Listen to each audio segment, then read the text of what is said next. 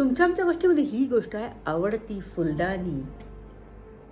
एका राज्यात एका राजाकडे 10 फुलदाण्या होत्या आणि त्या 10 फुलदाण्या राजाला खूप आवडायच्या.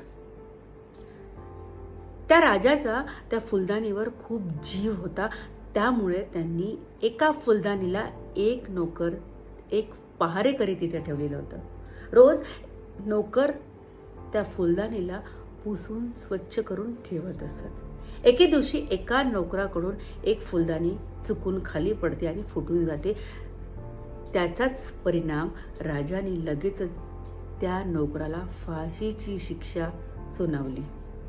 जेव्हा तो दिवस जवळ आला तेव्हा नोकराला विचारण्यात आलं की तुझी शेवटची इच्छा काय. तेव्हा त्या नोकराने सांगितलं की मला त्या उरलेल्या 9 फुलदाणी बघायच्या आहेत. आणि सगळ्यांनी त्याला त्या फुलदाणीजवळ आणलं. तेव्हा तो नोकर फुलदाणीकडे बघत होता.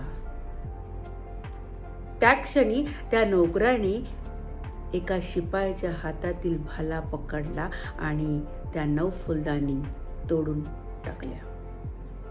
तेव्हा राजा खूप चिडले आणि राजाने तिथंच त्यांना फटके देण्यास सुरुवात केली. त्या नोकराला तिथंच फटके पडले आणि त्याला विचारण्यात आलं की तू असं का केलं. तेव्हा त्या नोकराचं उत्तर होतं की मी 1 फोडली काय 9 फोडली काय, मला फाशीची शिक्षा तुम्ही देणारच. पण अजून एखाद्या नोकराकडून एखादी फुलदाणी पडली, दुसऱ्या नोकराकडून फुलदाणी पडली, तिसऱ्या नोकराकडून फुलदाणी पडली, अशा 9 जणांची जर फुलदाणी पडून फुटली तर 9 जणांना तुम्ही फाशीची शिक्षा द्याल.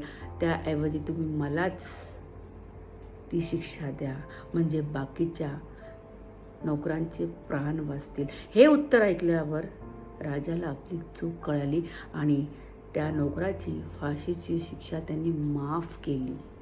असा हा हुशार नोकर.